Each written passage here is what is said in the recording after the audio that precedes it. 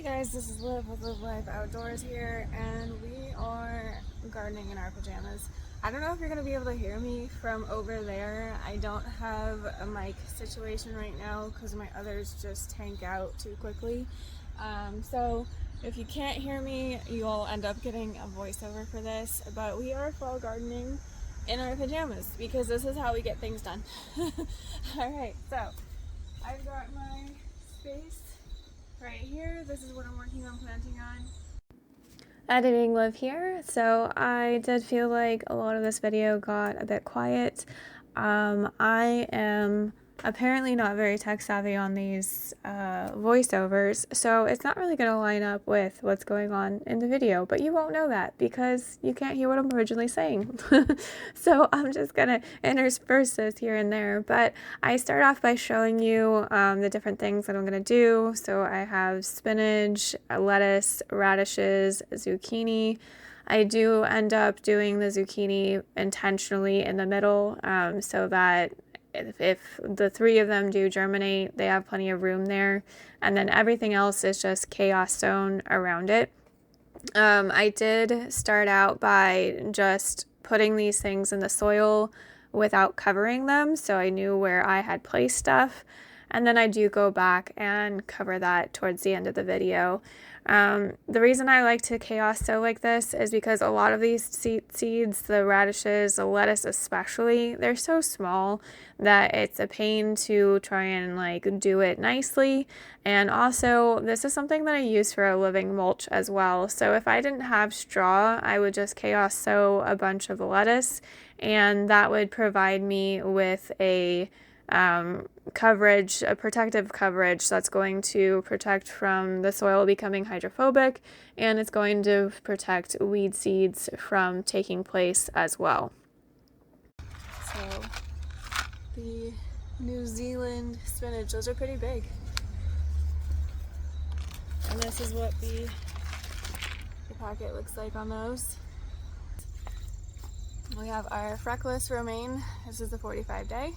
And it's going to, actually this is 40 days. This one's cold tolerant. And then we have the Little Gem Butterhead lettuce, 50 days till maturity, also cold tolerant.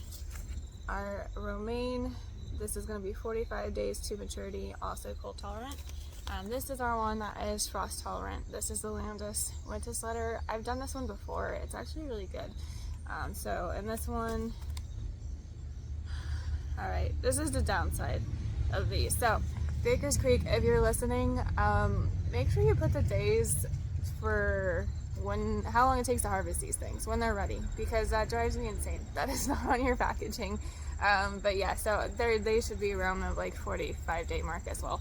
So we're gonna get these in the ground here. I did also pick a lettuce that is it's Landis winter lettuce, and it's frost hardy.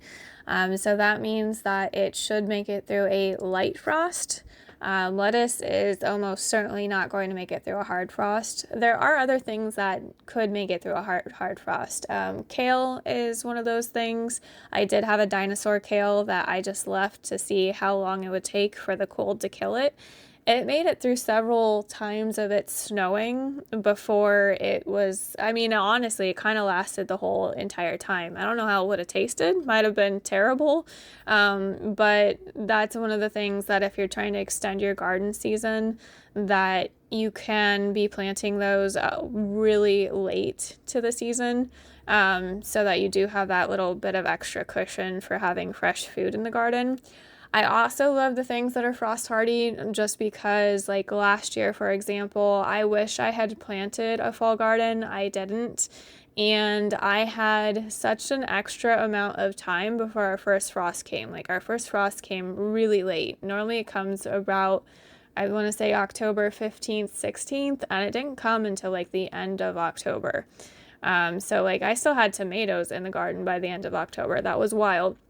But if you have those things and you just happen to have an extended season because the climate's being weird, those are perfect because if they're frost hardy, they're cold hardy. So they're still going to be kicking it through the cold weather, until you hit that hard frost.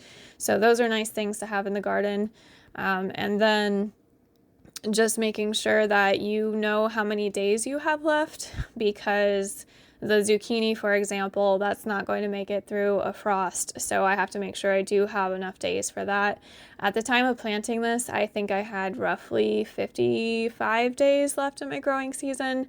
Zucchini can take anywhere from 50 to 60 days, depending on the variety. So I did get that in the ground late, but I wanted to take a chance anyways, since, like I said, our frost was late last year. So what's 3 zucchini seeds to try to see if I get a harvest. Alright guys, so we've got all kinds of radishes here.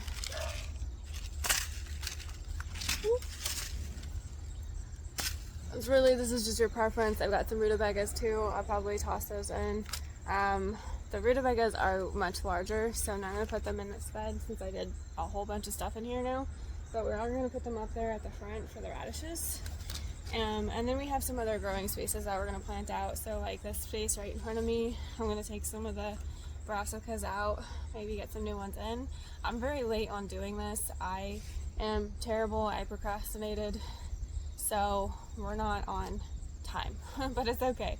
This stuff that I just planted is going to have plenty of time, but let's get some of this stuff in.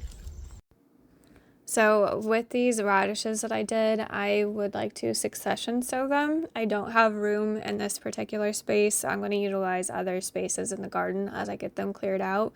But the reason for succession sowing things like radishes, turnips, beets is because I don't need 50 radishes at one time, right? Like my family does not eat that many. There's just the 2 of us, first off, but we don't really eat these things on a normal basis as it is. So I only need a handful to enjoy at one time. So while I did plant quite a few in here, I have older seeds that I wanted to make sure that stuff did actually germinate.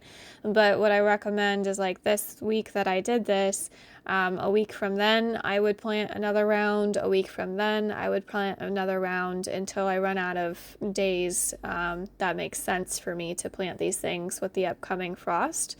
That way I'm not drowning in radishes. So that's a great thing to succession sow. You can succession sow the lettuce and the spinach, but it's not really necessary if you're just going to utilize it as a microgreen. We just pick the leaves from the bottom, and that's what we do. We go out, pick a few leaves, come in, make our salad, and we just continue that, and the plant continues to grow until it either bolts, so goes to seed, or it just peters out for the season. So if you want to have a couple succession sows, you can. I just wouldn't do as many as I would as radishes. Maybe do like every 2 weeks you do a succession sow of the lettuce and the spinach. And on this section, I am showing the garden nozzle that I got. So first off, let's backtrack. You need to make sure that you're watering your seeds in. So I did this on mist because we don't want to disturb the seeds, the hard work that we just did. So I really misted that in, and you want to make sure that you're keeping that space damp while these seeds try to germinate, because if they dry out, that's going to lessen your rate of germination. But the garden nozzle in there is awesome. So at first I thought it was a bit pricey. It was $15, and I mean, you can get a generic garden nozzle for $5 or $6.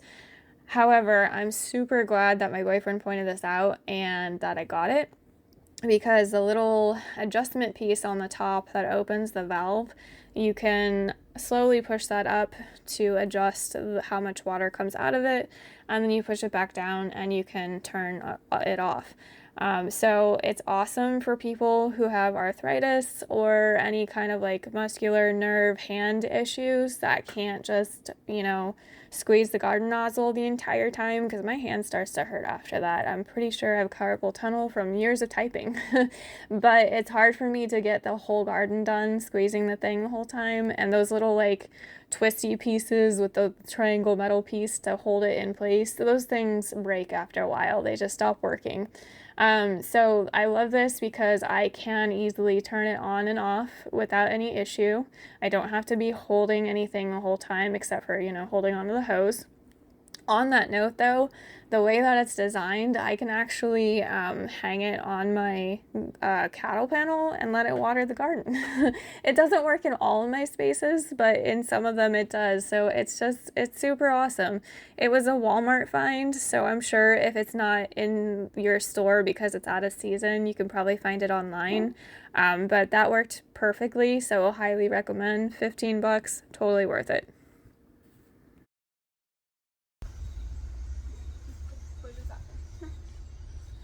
Okay, I guess the weight of the tomatoes just caused that branch to fall down and scare me. Alright, guys.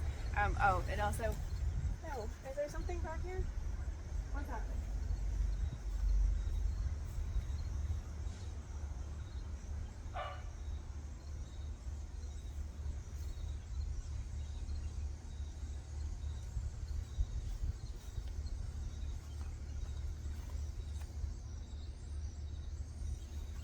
Alright, guys, I don't know. And we got an alarm popping up on my phone. Alright. I don't know what that was. Totally lost train of thought. Alright, well, that is all that we're gonna plant today in this episode.